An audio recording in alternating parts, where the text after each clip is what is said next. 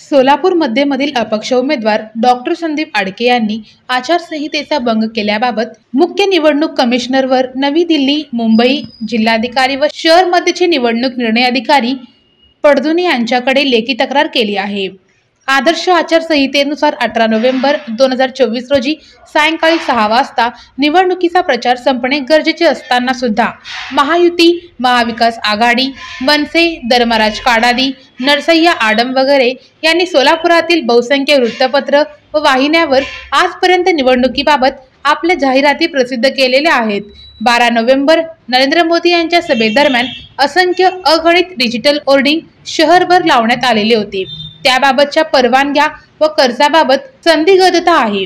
सोलापूर दक्षिण मधील अपक्ष उमेदवार धर्मराज काडादी यांचा उघड प्रचार सुशीलकुमार शिंदे यांनी आपले मतदान केल्यानंतर सर्व वाहिन्यांसमोर मुलाखत देऊन पोलिंग बूथ जवळ आज केलेला आहे।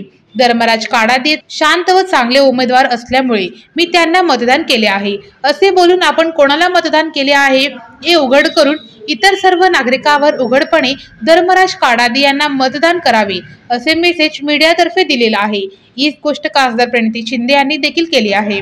धर्मराज काडादी यांनी सुद्धा निवडणूक आचारसंहितेचा भंग करून प्रतिबंधित वेळेत प्रेस कॉन्फरन्स घेऊन व मीडियामध्ये बातम्या व जाहिराती प्रसिद्ध केल्या आहेत।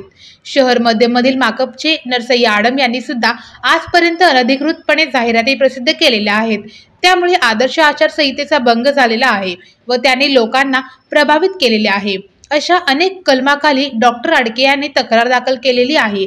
निवडणूक कालावधीमध्ये सोलापूर व महाराष्ट्रातील अनेक मीडिया हाऊसने पेड न्यूज प्रसिद्ध करून ठराविक उमेदवार व पक्षांना प्रसिद्धी दिलेली आहे।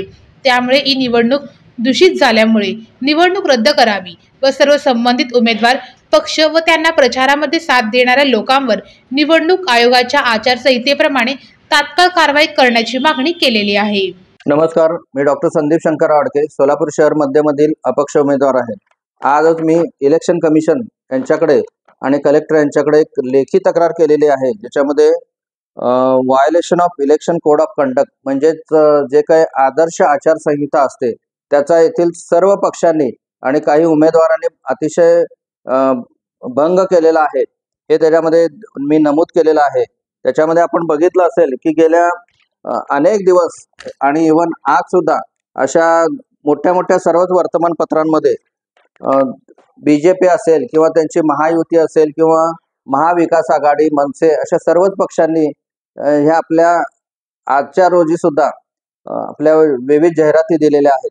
खरं तर निवडणुकीचा प्रचार हा 18 तारखेला संध्याकाळी 6 वाजता हा संपलेला आहे। त्याच्यानंतर कुठल्याही पक्षाला किंवा त्याच्या कॅन्डिडेटला आचारसंहितेच्या अनुसार आपला प्रचार किंवा आपले वक्तव्य देता येत नसतात। एवढा असताना सुद्धा या सगळ्याच पक्षाच्या मोठ्या मोठ्या ॲडव्हर्टाईज आपल्याला बघायला मिळत आहेत आणि त्यानुसार मी ही एक तक्रार दाखल केलेली आहे। त्यामध्ये खुद्द नरेंद्र मोदी आणि देवेंद्र फडणवीस यांची सुद्धा मी नावं घातलेली आहेत। याच्यामध्ये त्यांनी हा जो काही आचारसंहिता आहे त्याच्यामधले हे काही कलम आहेत त्याच्यामध्ये हे भ्रष्टाचारी कृत्य केलेलं आहे, जेणेकरून आज सुद्धा मतदानाचा दिवस असताना अशा ॲडव्हर्टाईजमुळे आणि त्यांच्या काही न्यूजमुळे त्यांनी जी काही संपूर्ण मतदान यंत्रणा आहे ती दूषित करून टाकलेली आहे। मतदारांना त्यांचं मत हे कलुषित करून टाकलेलं आहे।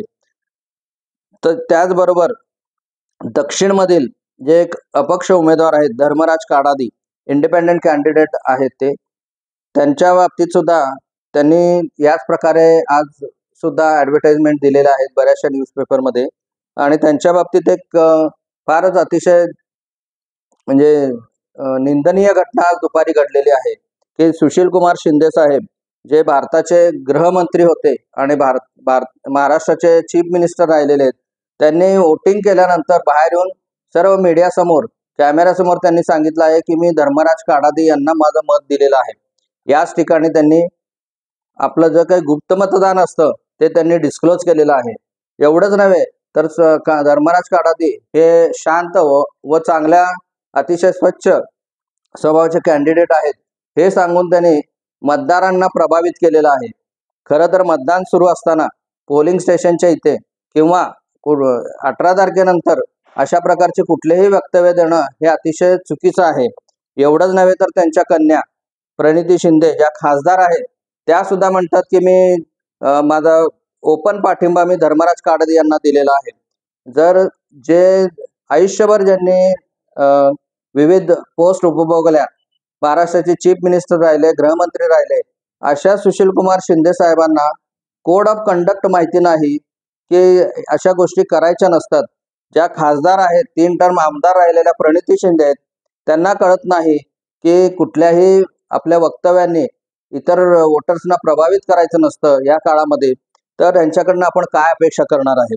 एवढंच नाही तर जे माकपचे नरसय्या आडम साहेब आहेत, मध्यमधूनच ते निवडणूक लढवतात, ते सुद्धा आज सुद्धा ते प्रेस कॉन्फरन्स घेतात आणि सांगतात की 1 नंबर बटन दाबा आणि मला निवडून द्या. एवढंच नाही, त्यांनी सुद्धा ॲडव्हर्टाईज हे आजपर्यंत दिलेले आहेत.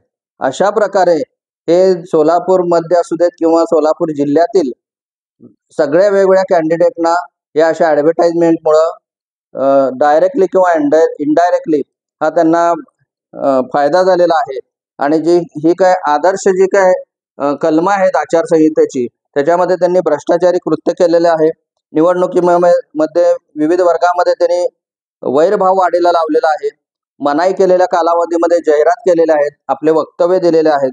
एवढंच नाही तर निवडणुकांमध्ये अशा प्रकारच्या ॲडव्हर्टाइजमेंट्स आणि या कॅन्डिडेटला मी मतदान केलंय असं सांगून गैरवाजवी प्रभाव पाडलेला आहे. या सगळ्या भारतीय दंड संहिता तसेच निवडणूक विषयी अपराध असल्यामुळं या सर्व कॅन्डिडेट्सवर, या सर्व पक्षांवर धर्मराज काडादी, नरसय्या आडम, प्रणिती शिंदे, सुशीलकुमार शिंदे आणि या सर्व पक्षांवर तात्काळ कारवाई करावी असं मी लेखी पत्र इलेक्शन कमिशन, कलेक्टर यांना दिलेलं आहे. तसेच ह्या वेळच्या निवडणुकीमध्ये एक अतिशय घृणास्पद प्रकार आपल्याला दिसून येतो की सगळ्या मीडियामध्ये बरेच दिवस झाले की ठराविक पक्ष आणि ठराविक जे कॅन्डिडेट्स आहेत त्यांच्याच बातम्या, खोट्या बातम्या हे हायपअप करून दाखवल्या किंवा छापल्या जातात.